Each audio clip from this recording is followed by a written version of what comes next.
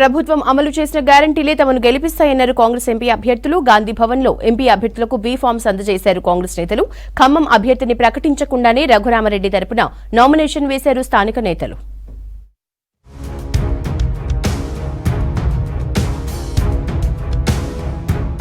Congress MP అభ్యర్థులకు గాంధీ భవన్ లో బీఫామ్లు అందజేశారు ఏఐసీసీ కార్యదర్శి Rohit Chaudhary, PCC working president Mahesh Kumar Goud. Secunderabad, Bhuvanagiri, Medak MP అభ్యర్థులకు బీఫామ్లు అందించారు. కంటోన్మెంట్ బైపోల్ అభ్యర్థి శ్రీ గణేష్ బీఫామ్ తీసుకున్నారు. కార్యక్రమంలో సీఎం సలహాదారు వేం నరేందర్ రెడ్డి పాల్గొన్నారు.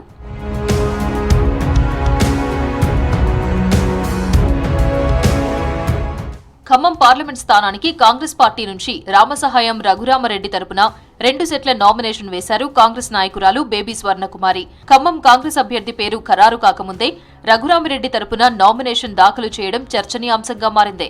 రఘురామరెడ్డి మంత్రి పొంగులేటి శ్రీనివాస్ రెడ్డి వియ్యంకుడు. ఖమ్మం టికెట్ తన తమ్ముడు ప్రసాద్ రెడ్డికి ఇవ్వాలని పొంగులేటి కాంగ్రెస్ అధిష్టానాన్ని కోరుతున్నారు. అటు డిప్యూటీ సీఎం భట్టి విక్రమార్క తన భార్య నందినికి ఇవ్వాలని పట్టుబడుతున్నారు. ఇప్పుడు రఘురామరెడ్డి తరపున నామినేషన్ వేయడం ఖమ్మం పాలిటిక్స్ లో హాట్ టాపిక్ గా మారింది.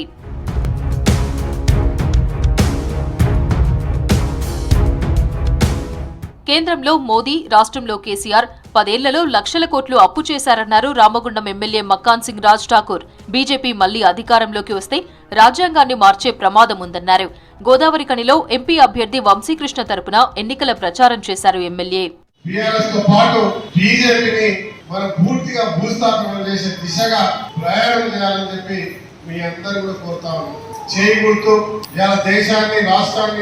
ప్రగతి రూపంలో తీసుకునేటువంటి కార్యక్రమం ఇలా చేపట్టారు.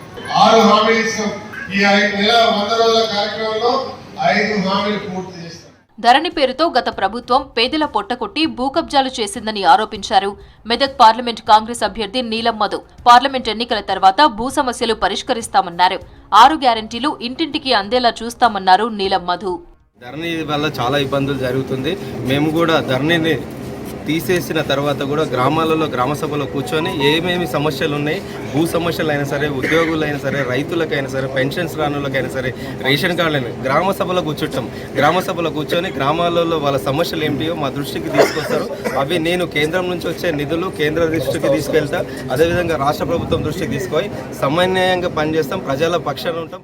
కాంగ్రెస్ ప్రభుత్వంతోనే రాష్ట్ర అభివృద్ధి సాధ్యమన్నారు చేవెళ్ల కాంగ్రెస్ అభ్యర్థి గడ్డం రంజిత్ రెడ్డి. అన్ని వర్గాలకు కాంగ్రెస్ ప్రభుత్వం సంక్షేమ పథకాలు అమలు చేస్తోందన్నారు.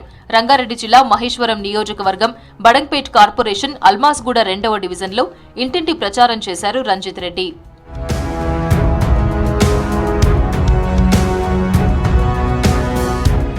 ప్రతిపక్షాలపై బీజేపీ ప్రభుత్వం కుట్ర చేస్తోందన్నారు ఎమ్మెల్యే కడియం శ్రీహరి. 10 ఏళ్లుగా రాజ్యాంగ వ్యవస్థలను గుప్పిట్లో పెట్టుకుని ప్రజాస్వామ్యాన్ని అపహాస్యం చేస్తోందన్నారు. వరంగల్లో సిపిఐ రాష్ట్ర కార్యదర్శి తక్కలపల్లి శ్రీనివాస్తో భేటీ అయ్యారు కడియం.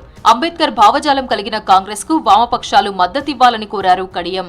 ప్రజాస్వామ్య వ్యవస్థలను, రాజ్యాంగ వ్యవస్థలన్నింటినీ కూడా గుప్పిట్లో పెట్టుకుని ప్రతిపక్ష పార్టీలను లేకుండా, ప్రతిపక్ష పార్టీలకు చెందిన ప్రభుత్వాలు లేకుండా నిరంకుశంగా వ్యవహరిస్తూ ప్రభుత్వాలను కూలగొడుతూ ప్రతిపక్షాలను లొంగదీసుకుంటూ భారతదేశ ప్రజాస్వామ్యాన్ని అపసహ్యం చేస్తున్నారు. దేశం కోసం జైలు జీవితం గడిపిన చరిత్ర మోదీ, కేసీఆర్ కు ఉందా అని ప్రశ్నించారు PCC working president Jagga Reddy. Indira Gandhi చిన్న వయసులోనే జైలు జీవితం అనుభవించిందని చెప్పారు. సోనియా గాంధీ తెలంగాణ ఇచ్చింది కాబట్టి కేసీఆర్ సీఎం అయ్యారన్నారు జగ్గారెడ్డి. ఇందిరాగాంధీ గారు ఆ రోజు స్వాతంత్ర ఉద్యమం జరుగుతున్న సమయంలో మహాత్మా గాంధీ గారెంబడి, నెహ్రూ గారెంబడి ఆమె కూడా స్వతంత్ర పోరాటంలో చిన్న వయసులోనే ఆ ఉద్యమంలో పాల్గొని ఆమె కూడా జైలు జీవితం అనుభవించింది. ఆమె 6 సంవత్సరాలు జైల్లో ఉంది. ఆమె ఈ చరిత్ర బీజేపీలో ఎవరికి ఉంది చెప్పండి? పోనీ ఇంత పెద్ద తెలంగాణ ఉద్యమం నడిపించిన అని చెప్పుకునే కేసీఆర్ గారు కూడా ఈ చరిత్ర ఉందా? ఎంపీ ఎలక్షన్లలో గెలుపే లక్ష్యంగా విస్తృత ప్రచారం చేస్తున్నారు కాంగ్రెస్ నేతలు. సభలు, రోడ్ షోలు, ఇంటింటి ప్రచారంతో జనంలోకి వెళ్తున్నారు.